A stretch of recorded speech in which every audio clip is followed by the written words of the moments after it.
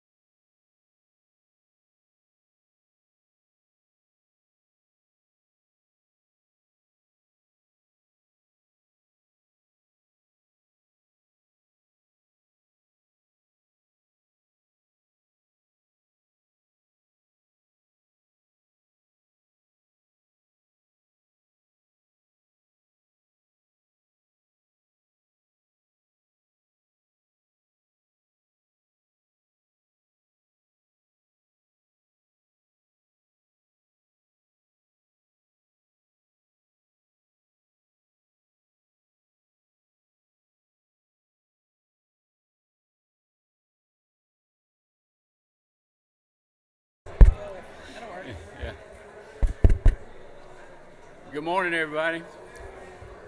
Hope you all had a nice long weekend. If you'll come on in, have a seat, we'll get started.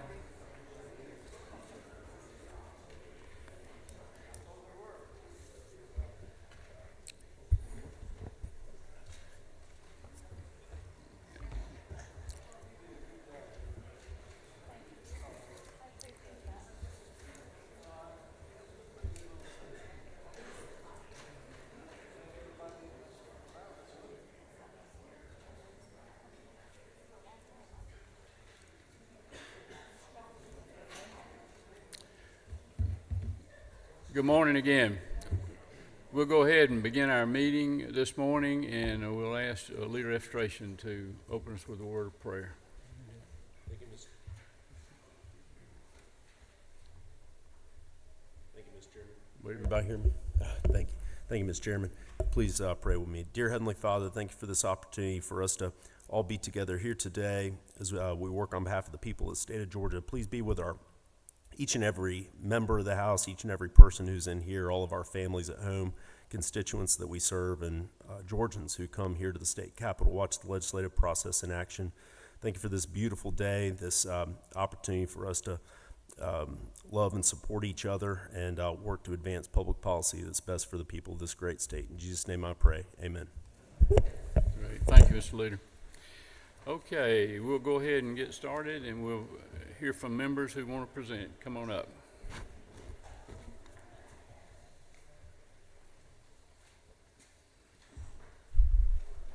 Is this, oh, good. Should be on. Mm-hmm. Good morning, Mr. Chairman and members of the committee. I present House Bill 111 on behalf of the governor. It is on page 3, the very bottom, on the structured rule calendar. House Bill 111 will amend the schedule to cut our income tax rate, essentially going from 5.39% to 5.19% for tax year 2025. Again, that will amend the schedule that we had in House Bill 1437 that we passed in 2022. And this year we're accelerating that again to a 20 basis point. So initially we had set the schedule to get our income tax rate cut eventually down to 4.99% in the year 2029. But with this amended schedule, we will expect our income tax rate to go down to 4.99% rate by 2027. Okay, thank you very much. Don't see any questions. Thank you. Thank you. I'm sorry. Wait a minute. We do have a question. Minority Whip Parks. Thank you, Mr. Chairman. Can you speak a little more as to the policy reason as to why we're accelerating the tax cut in light of the fact that we have not met all of the trigger mechanisms in, I think it was House Bill 437 that you mentioned that we passed a few years ago? Correct. Thank you for the question. So House Bill 1437 outlined a schedule for a 10 basis point cut annually if we were to meet those fiscal success marker. So with this bill, we're essentially accelerating that schedule, and we still continue to have an outline of schedule that will go down 10 basis points if we were able to meet that fiscal success marker. So the fact that we're able to do this and the fact that we were able to do this last year as well is because we are able to meet all of our critical needs, all of our expenses, and still be able to cut the income tax rate by 20 basis points. And we've already, in our proposed spending and proposed budget, we've already put that 20 basis points in. Thank you. One more question, if the gentlelady yields, or if I may. Is it not true that under this bill, it would essentially benefit the most wealthy Georgians? I think I saw analysis in which those making $700,000 or more a year would be receiving a $2,700 benefit, whereas those who are making around $70,000 to $80,000 a year would be receiving about a $70 tax benefit. Can you speak to? Yeah. Mr. Whip, I disagree with you. These tax cuts will benefit all Georgians. including in the fact that, and I don't have that number specifically on here, but if you meet, I believe, $30,000 or less, if you're making $30,000 or less gross, then you will not be subject to any income tax cut as well. And we are not only helping Georgians by across the board cutting their income tax rate, but also helping small businesses with their corporate rate who are actually employing all of our Georgians as well. Thank you. Thank you. Okay, thank you. Let's see. Chairman Martin, is that you? Yes, sir. General Yield, Yes. isn't it true that this is a reduction for every Georgian that pays income tax? That's correct. Isn't it true that the percentage reduction that every Georgian that pays income tax gets is the same? Exactly.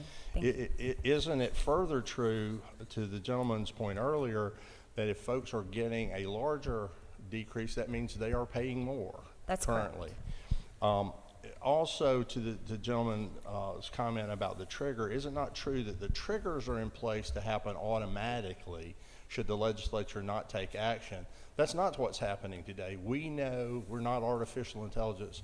Is it not true that the governor's on the ground and has done a conservative budget with revenue estimates that we can make, and that we as a state and a legislature can afford this 20 basis point cuts and do so early, and yet we're still putting the trigger in for future years? That's correct. And So- we, again, Is it not true that passing this bill is this legislature's intent to agree with the governor that Georgians deserve a tax break, and we're going to deliver that? absolutely. Thank you, Mr. Chairman.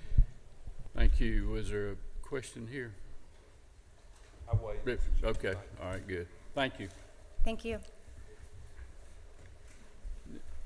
Next, Representative.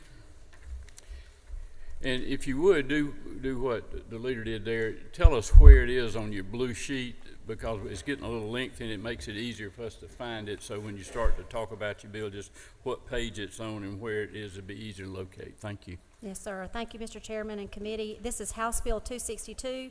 It is found on page 3, about 5 up from the bottom.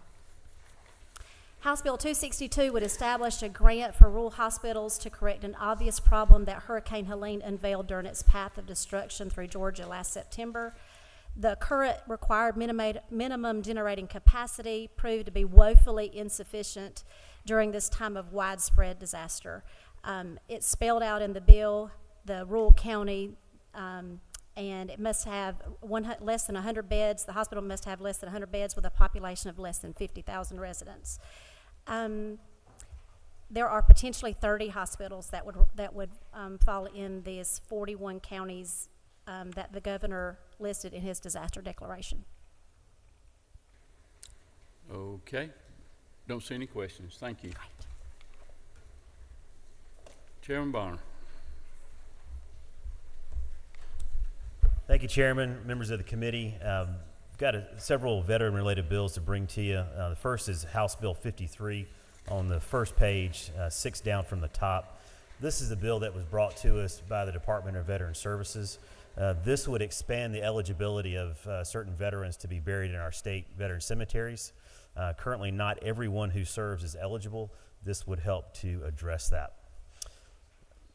Second bill is on page 2. It is 3rd down from the top, House Bill 108, the Safeguarding American Veteran Empowerment Act, or the SAVE Act. This is the bill that is a result of a study committee that we did with our Senate counterpart over the interim. This bill will provide a framework and regulatory environment regarding companies that exist now and operate in Georgia that help veterans obtain their benefits. The end result of this will help our veterans obtain those benefits that much quicker and efficiently. And then the third dimension I've already presented is right under that, House Bill 110. That's just a bill that provides further protections to our service members by creating a state-level penalty for the pawnbroker industry if they do business with them. Thank you, sir. Don't see any questions. All right, thank you. Chairman, go ahead. Thank you, Mr. Chairman and committee Excuse members. me, do you have a question?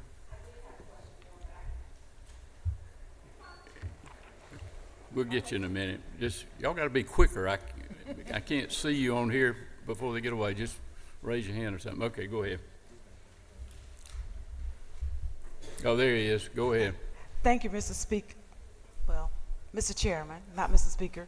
To the gentleman, We'll answer it on HB 108, there was some concern that the providers were not required to be certified by the VA. Can you speak to that?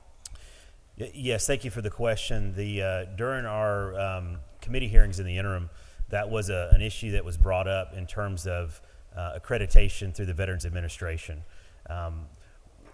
We don't believe that accreditation is something that is directly impacted by this bill, in as much as the companies that operate to assist veterans in compiling the information for their packets are not the ones that actually input those into the system. So they are still be required to utilize an accredited individual with the VA to actually input that information into the VA system, and then essentially from there it becomes kind of a case management type situation. So this does not impact that accreditation whatsoever.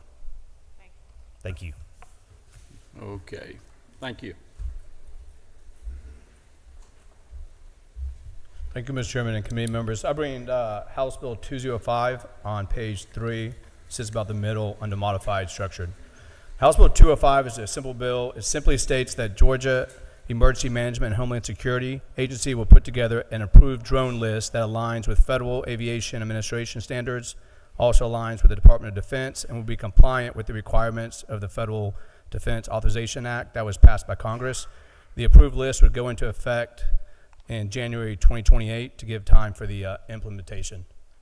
With that, I'll take any questions. Okay, don't see any questions. Thank you. Thank you. Chairman Earhart. Thank you, Mr. Chairman and members of the committee. I submit to you for your consideration HB 181, which is at the top of page 3. HB 881 removes a costly and duplicative step in the foreign adoption process for Georgia families. This step is also often referred to as readoption. Essentially, how it affects Georgia families is currently when they adopt children from a foreign nation, and they go through the process of foreign adoption that is recognized at the state level, given a stamp of approval, and that child is then given a certificate of U.S. citizenship.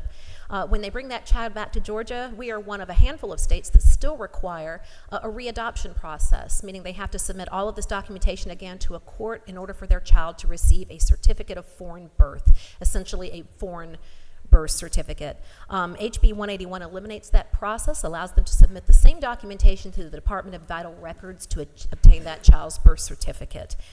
For some families, this cost of this extra step, it can be as much as $4,000 to $10,000. I'll yield for any questions. Okay, I don't see any questions. Okay. Thank you. Thank you, Mr. Chairman.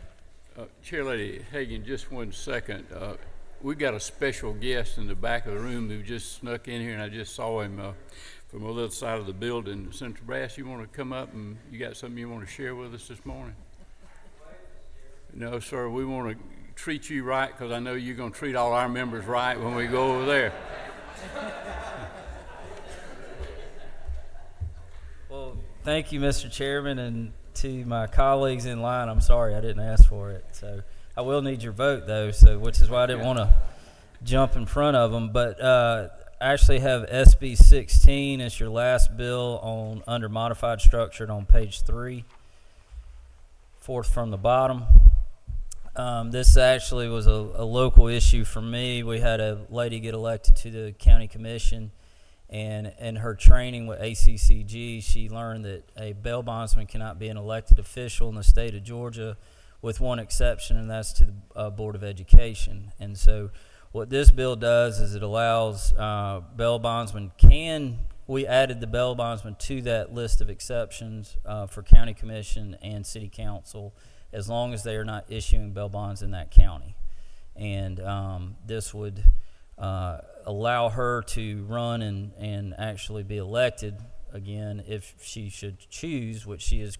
They had to declare a vacancy, and she qualified, and that election is coming up, which is why I have requested to expedite this bill as quickly as possible, should it pass, so that if we can get it done before the actual election.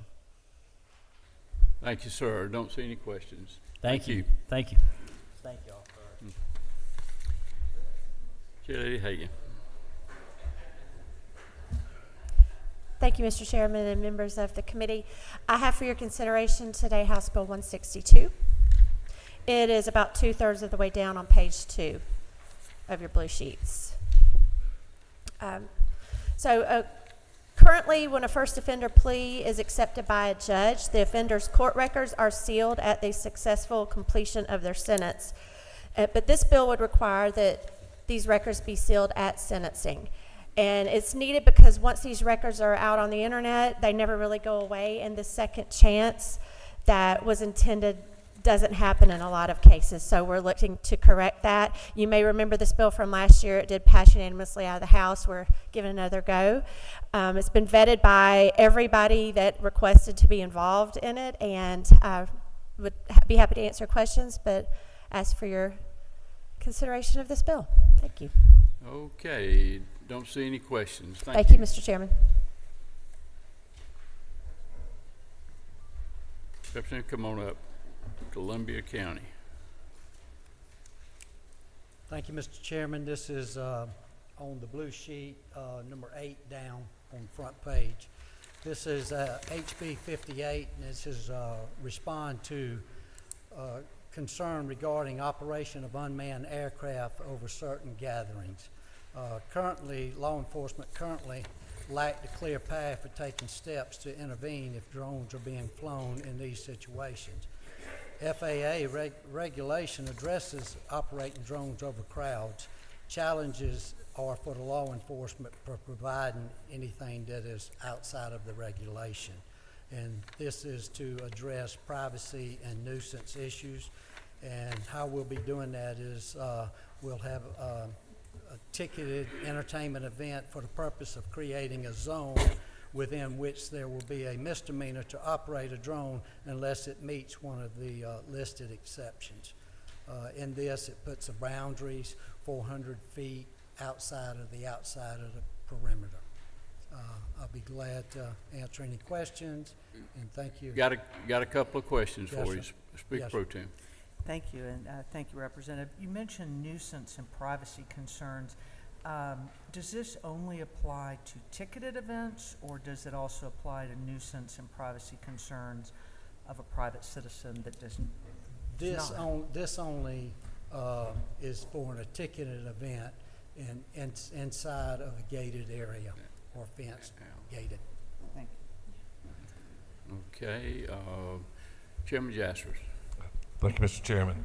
Thank you, Representative, for the bill, and I understand the reason for it and what's behind it, but my curiosity is in a question, considering what happened in the Northeast, in New Jersey and all, with all the drones, how does your bill butt up against or interact with the FAA's, in my opinion, total jurisdiction of anything above our heads? The FAA does have all of the regulations that are above in the fly zones, but also FAA has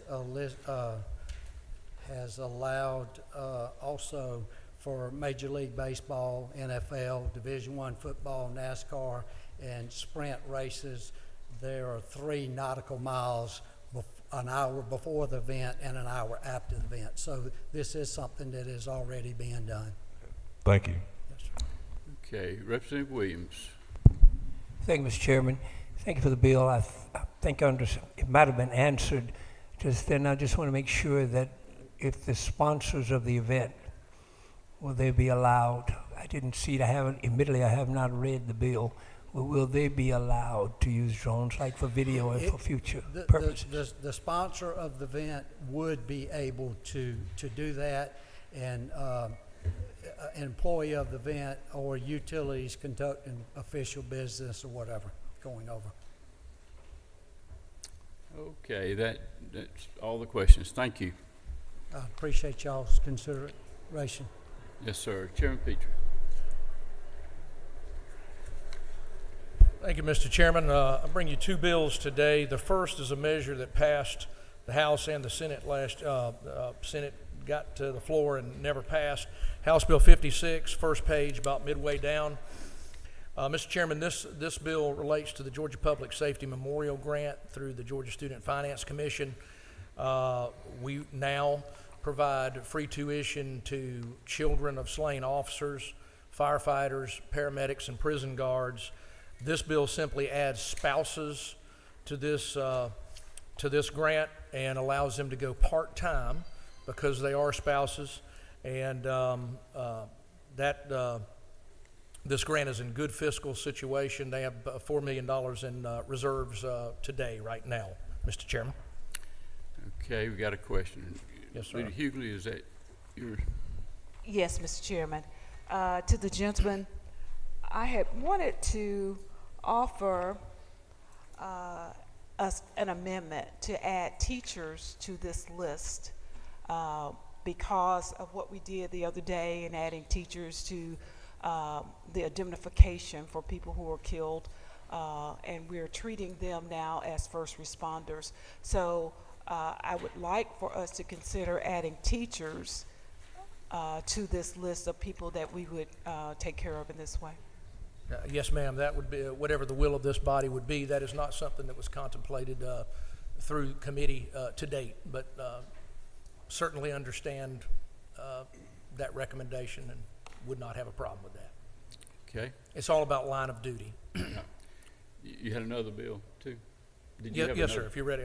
The next bill, second page, House Bill 117, Mr. Chairman, about a third of the way down. This bill very simply requires that menus and food service establishments in Georgia label shrimp if it is imported as such. We have a question from somebody who knows a lot about shrimp. Representative Williams. Thank you, Mr. Chairman. Thank you for this bill. I think we don't realize how much imports have hurt the shrimping and fishing community. They've put businesses that were generations old out of business. And I certainly like to know what I'm eating. You know, when I'm in a seafood restaurant, I want to know at least the water was clean that they caught the shrimp in. Thank you to my co-sponsor, and yes, people have a right, and this bill is all about consumer transparency. Thank you, sir. Well, we got one more question. One more. Representative Hawkins. Thank you, Mr. Chairman. Is this only shrimp or is this any fish? It is currently only shrimp. It began as all seafood. It was changed in committee. It is now shrimp only. Okay. Shrimp is overwhelmingly the consumer choice for seafood in this country. And by the way, 94% of shrimp consumed in the United States is imported, sadly. Okay, no more questions. Thank you, Mr. Chairman. Representative Monahan.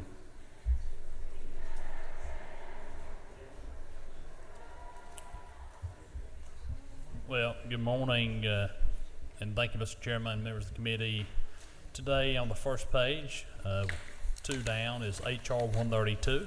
H.R. 132 establishes the Georgia, North Carolina, and Georgia-Tennessee Boundary Line Commission to address a long-standing dispute over Georgia's northern border. The 9-member commission, appointed by the governor, the president of the Senate, and the House Speaker, will conduct surveys, collaborate with Congress and neighboring states, and issue a final report before dissolving on December 1st, 2026. Okay, we do have a question. Representative Chairlady Lynn Smith. Against the other wall, this way. So thank you for your bill. When we are talking establishing borders, are you also referring to our rivers?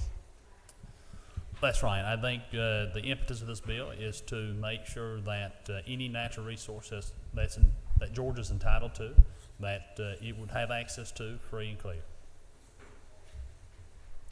Okay.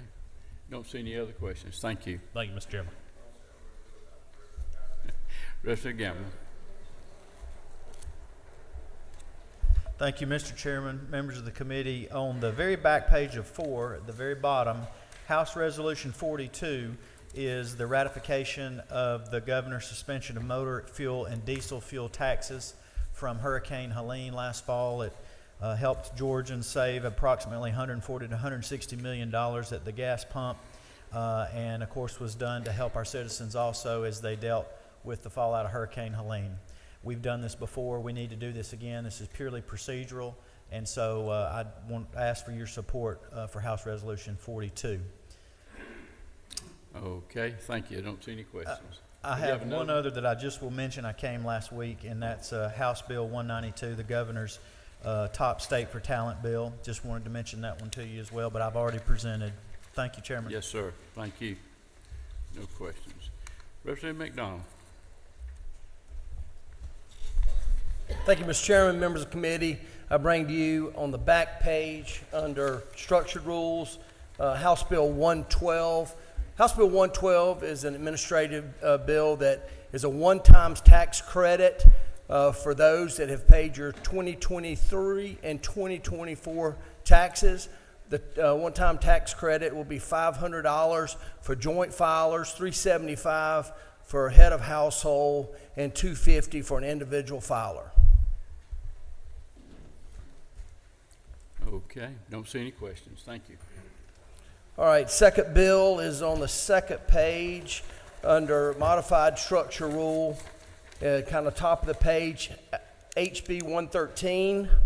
This too is an administrative bill. It's a bill that's a critical piece of legislation aimed at increasing the security of state purchasing processes, ensuring the protection of our state's infrastructure and citizens from growing cybersecurity risk. It directs the Georgia Technical Authority, our state's designated cybersecurity team, to establish and maintain an updated list of companies and products that are produced and sold by entities linked to foreign adversaries as defined by the United States through the Secretary of Commerce. This purpose also of this list is simple: to protect Georgia state agencies, businesses, and citizens from security risks that come with foreign-made technology that possess potential threats. Okay, have a question for you. Representative Williams. Thank you, Mr. Chairman. Thank you, sir. I just want some clarification. When you prohibit, everything we buy is from one of the most prohibited countries we deal with, and that's China. How do you deal with that? Well, it's going to only be companies that are owned by our foreign adversaries. There are a lot of United States companies that use other countries to produce the products, but it's only, the list comes from the federal government. They've designed who our foreign adversaries are, and the list that will be used by GTA to given to DOAS is only those that have been given to us by our federal government down to us. And this list also is going to be transparent to our citizens, so that they'll know who our foreign adversaries are and who we aren't purchasing for, and only deals with the state of Georgia. This bill does. One follow-up, if I may. Thank you, sir. But I'm just kind of lost in my South Georgia moment. You're telling me that if I'm a prisoner and I'm walking around with stripes, everybody knows it, but if I change clothes, then I ain't guilty of nothing. Well, GTA will continue to look and update this list for DOAS of where they can purchase items for Georgia. It's not going to be retroactive. We're not going back and getting rid of anything. This is for future purposes in the state of Georgia through DOAS. Leader Hughley. Thank you, Mr. Chairman. So, to the gentleman, how much are we utilizing these countries on this list now? How much are we spending with these companies now? Say it one more time, ma'am. Sorry. The countries that you're saying we can no longer purchase from, how much are we currently spending with those entities, those countries? I do not know numbers for how much we're purchasing. This is new legislation that we're going to be looking at these foreign adversaries, and in the future taking the list that's given to us by the federal government, and we will not be purchasing products through anybody that on the foreign adversary list, purchasing that product from that company through DOAS. So you can't tell us if we're purchasing any now? I do not know, ma'am. Thank you. Okay, no more questions. Thank you. Also, one last bill right under that one, HB 116. It's an agency bill that I presented last week. Thank you. Thank you. Chairman Dickey. Thank you, Mr. Chairman. HB 143 is on the middle of page 2. It's a department bill. EPD has been working with farmers over the last year to try to craft some flexibility in our wonderful water metering program, and that is the result of this bill. It strengthens our water metering program that's vital for our southwest Georgia irrigation, the farmers. Actually, this bill saves the state millions of dollars as well as farmers millions of dollars in the compliance program. So I think they've struck a great way forward for this, complete this data and strengthen our data stream for our water metering program. Okay, we've got a question over here. Chairman Smith. Thank you, Mr. Chairman. Is it not true? I'm over on the other wall, out the door, over here. So thank you so much for this bill, but also, is it not true that this process has been perfected for the last 20-plus years, and I commend all the agencies and the legislators who've worked on it. Thank you. Thank you for your work for many years getting us to this point with this program. Okay, don't see any other questions. Thank you. Thank you. Representative Gaines. Thank you, Mr. Chairman. It's House Bill 246, which is middle on page 3. This should be fairly familiar to everybody. We've seen it in the House and the Senate, just never gotten over the finish line. But what this bill does ensures that sheriffs have the qualifications at the time of qualifying is the same they'll have to have within 6 months of service. And one of the issues that has actually come up legally is in Macon County, where this has become a challenge. Now they're having all sorts of legal issues because the sheriff who got elected can't get those qualifications within 6 months, so the office is having to be vacated.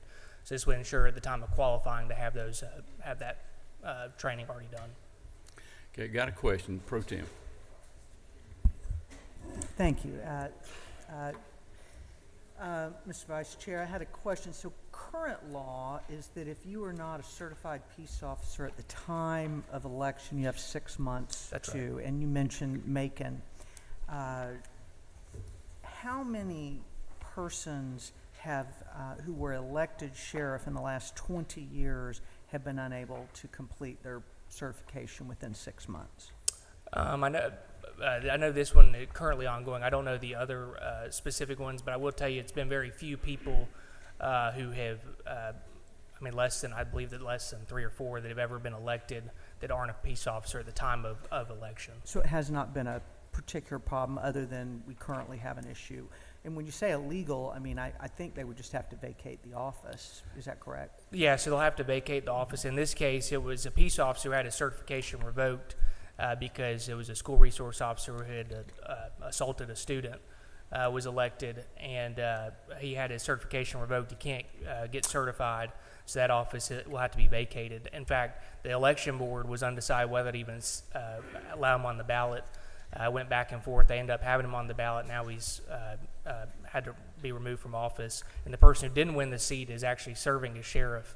It's kind of a mess. So you could have chosen to make the bill that if you had it revoked for cause and not changed it, that you had to be a peace officer at the time of election. Is that correct? And this does capture that. The other thing I'll mention is, anybody, because I think this is really important, anybody free of charge to our technical schools can go and get the training before the time of qualifying. And generally, let's say you want to run if qualifying is in March, you could go January, February, go get the training, then you could sign up to run in March. So this doesn't prohibit anybody, even if you're not a peace officer today, if you want to run for sheriff, I think it's really important to note that you can go get the training so you can qualify.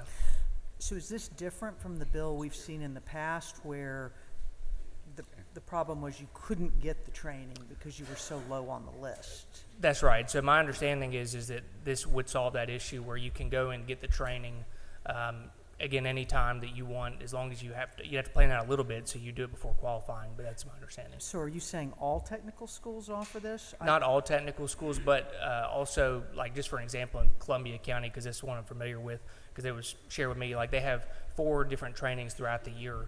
And that's just one example, but throughout the state there are multiple opportunities to get the training. So in the past, I guess I would like to talk with you offline, because the previous bill, my understanding was you had to actually sign up at the training facility in Forsyth. And That's one option. It's not the only option couldn't get on now. the list because it was, Sure. priority was given to those who were elected or who worked for a sheriff. And that was a concern that many of us Sure. had. But I'd like to know how many opportunities there are, because otherwise this has been viewed as the incumbent Sheriff Protection Act in the past, but maybe you've changed it so that it's more open. I think we've addressed that issue, but I'd be happy to get some more information on how many trainings are available. But I understand that concern. That was something we talked about a lot over the interim, was how to make sure that anybody who wants to run for sheriff, they can go get that training. You know, some people aren't eligible to get the training. They would never be eligible. That's not going to change. But as long as someone is able to get the training, I want to make sure that they can.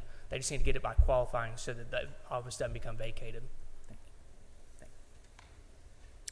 Okay, that's all the questions I see. Thank you. Thank you, Mr. Chairman. Representative Ridley. Today I have House Bill 163. It's pretty short and just 2 pages. The purpose of this bill is for restaurants, if they're selling cell-cultured meat, lab-grown meat, they have to label it as such and disclose it on the menu. Okay. Don't see any questions. Thank you. Thank you. Okay. Any members of the committee want to make a request? Okay, we've got several lights blinking, so if you want to ask a question, raise your hand so I can recognize you so we can ask a question. We'll go ahead. Chairlady Cooper, you have a request? Yes, sir. Thank you very much, Mr. Chairman. House Bill 177, it's the last one on page 2. It is to add pets, household pets, to both family violence and dating violence protective orders. It is becoming much more frequent that people who don't want somebody to leave a relationship will threaten the pets to either take them away, harm them. They do it in front of the children. And just last week, this was occurring in a dating violence situation, and the guy killed the woman's dog in front of her. It's very traumatic. So this allows judges to add them to temporary protective orders. Thank you. Okay. Don't see any questions. Wait just a minute. Yeah. Did you have another bill, 91? Yes, sir, I did.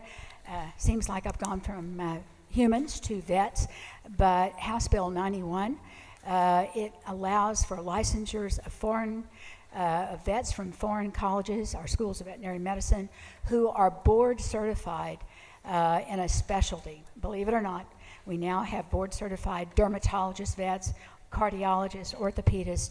We are very short of this type of vets in the state of Georgia, and of course they have to be certified by one of our American boards and to have met all the requirements. And honestly, most of them do. This is sort of like a residency, and most of them have done the residency in the United States. Okay, no questions on that. Chairman Hawkins. Thank you, Mr. Chairman. This is House Bill 197 on page 3. This is a bill that deals with the peer-to-peer calls when an insurer inquires about the medical necessity of a procedure. They will make a call to the provider.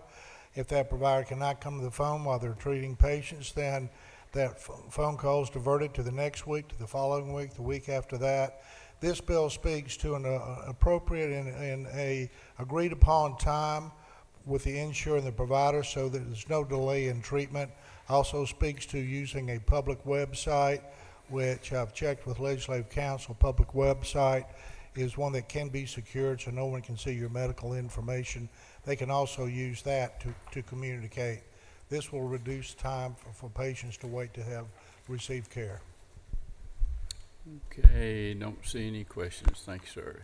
Dean Green. Thank you, Mr. Chairman. Members of the committee, I bring you House Bill 73, which is for Seminole County, their Board of Education. It's to provide nonpartisan elections. Okay, don't see any questions. Chairlady Taylor. Thank you, Mr. Chairman. I bring you House Bill 173. This is a bill that will provide the Department of Education to make sure all parents get information starting in the 7th through the 12th grade on possible vaccinations. In particular concern is the HPV, cancer causing. The cancer folks want that information out. There are no requirements. It is just information only. It's no mandates. Thank you. Okay, no questions. Chairman Powell. Thank you, Mr. Chairman. I bring to the committee on page 3, House Bill 247. House Bill 247 is a bill that we're doing for the DUI schools and the risk and the driver improvement schools. Before, I know for 36 years plus, this legislature in the state has always had a great amount of concern for DUIs, people who are driving impaired. There's a fine process, but the other process that this legislature before I was elected and since has always been very cautious to take care of these schools to be sure that they're in a good standing, both financially, so that there's no hinky stuff like selling of certificates and things like that. Before you today is a bill that what we're saying in here is that on line 35, that the $95 fee that's charged by driver improvement clinics goes from $95 to $125. My understanding that has not been raised in over 12 to 15 years by the legislature. At the top of that page, we're just putting housekeeping legislation in there to say that in the case of a DUI, that information has to be signed off by the offender so that information can be sent to the Department of Offender Services. On line 52, the same issue is basically to say that it's never been said that the Department of Behavioral Health and Developmental Disabilities that they train and to be sure that these folks who are doing the DUI evaluation that they actually know what they're doing when it comes to drugs and alcohol. For that, we're raising the price of the DUI schools from $235 to $350, something that these schools have not had in a number of years, a decade more. And one of the things is an example I can give you that we were told that in one of the counties, DeKalb County, a few years ago, they had 22 DUI schools, and they're down to 8 DUI schools now. And we also are raising the DUI risk reduction program assessment fees from $100 to $150. Out of that $150, out of the $100 right now, the departments get $30 of that to post those assessment fees and all. Now, I would bring note that I didn't know until I came in this morning that there's been a minority report that has been filed with this, and I'd be remiss if I didn't address this. They specifically cite 3 sections on lines 17 and 18. They cite written consent. Well, my understanding is that is housekeeping to that offender, once that offender has been assessed, that to transfer their records over to the State Department, they need to have permission, and I'm sure that has something to do with the healthcare stuff that deals with that. They also cited on lines 52 and 53, the part that I'd spoke about a minute ago about the Department of Behavioral Health and Developmental Disabilities with training for alcohol and drug evaluation, that those people that are doing this assessment, that they're qualified to do that, something that I think is absolutely a necessity. And then last but not least, they address on the lines 61 to 63, the fee for intervention component shall be authorized, which shall include the cost associated with transfer of the documents. That would also fall within that $150. So I've addressed those minority concerns, and at my own behest, I will be glad to meet with Minority Caucus to explain those to them if it's not easily explained any other way. Okay, we have a question. Lady Hughley. Thank you, Mr. Chairman. To the author of the bill, my question is, based on the changes in the fees or the rates? What are those based on? And I ask that because anytime we put costs in legislation, that means we're going to have to come back at some point in the future. So what are these costs based on, and how long are they going to be good? These costs are based on the economy, the fact that they have not been increased in probably 12 to 15 years, as I understand, that a lot of these schools are going out of business today. An example that I can give that I know of one of the school owners that teaches a risk reduction school. He was involved in the flood of the storm down at Helena. His building was destroyed. He may not open back up. So if we're going to have these laws on the books, and it's always been the forbearance of this legislature, that these folks deserve to make a living if we're going to have these programs. If we're not going to have the programs, and we just need to do away with them in its entirety. One of the reasons, again, that we have always, and to answer the second part, the legislature has always decided to set the fees. This didn't just happen yesterday. I know it's been there 36 years because I've been here fooling with this stuff since then. So it's probably our predecessors of 40 or 50 years ago realized the importance that these schools, and what I was always trained in was that these schools, you want to be sure that there's a certain fee that they can charge, because you do not want the day coming that they're selling these certificates. If somebody has a DUI and they're required to go to a school, then they're required to go to the school, and it should be an accurate school to try to change their behavior of drunk driving.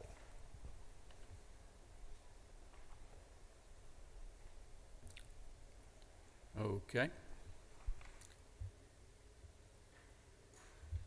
Chairman Blackman. Did that work? Okay. Thank you, Mr. Chairman. Just like to ask for HB 92, we do have a substitute on the desk, and after circling up with Ledge Council, this is a technical update to the extension period, and that would run through March 31st of 2025 for the opt-in, opt-out. This is the cleanup to House Bill 581, preserves all the components of it, but does adjust that extension. Okay, you've heard that. This is a technical change as a rule substitute. Is there a motion to pass this rule substitute? Have a motion and second. Any opposition? Okay, we've passed the substitute. Now, before we set the calendar, I'd like to take care of one little bit of housekeeping here. I'd like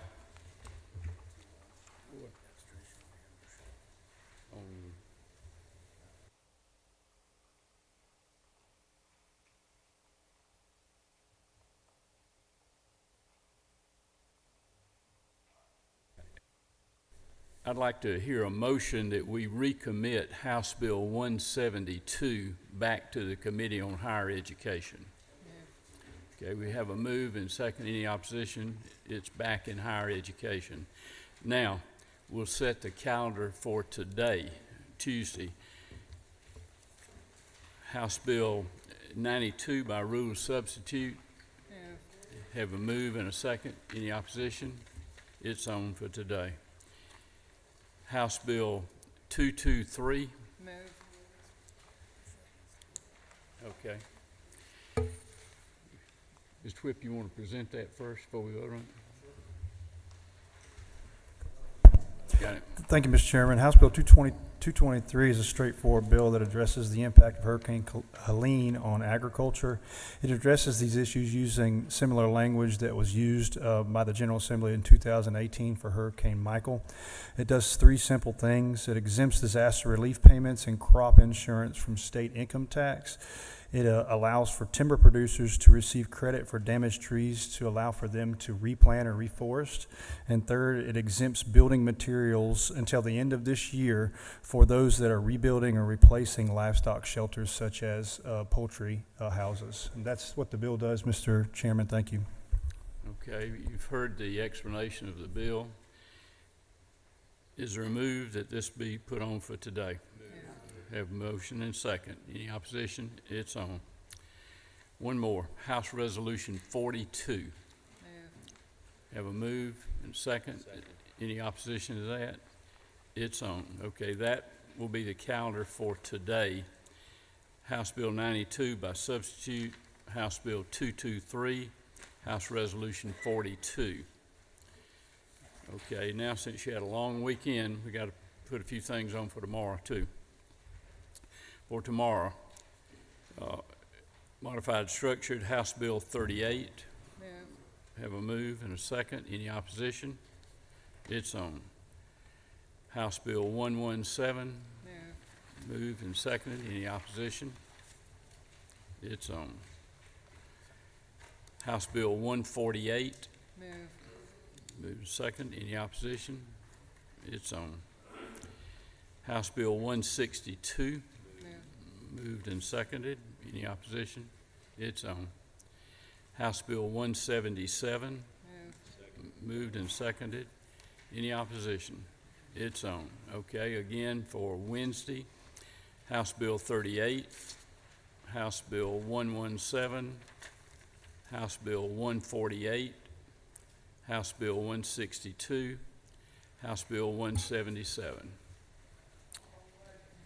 Thank you very much. We're adjourned.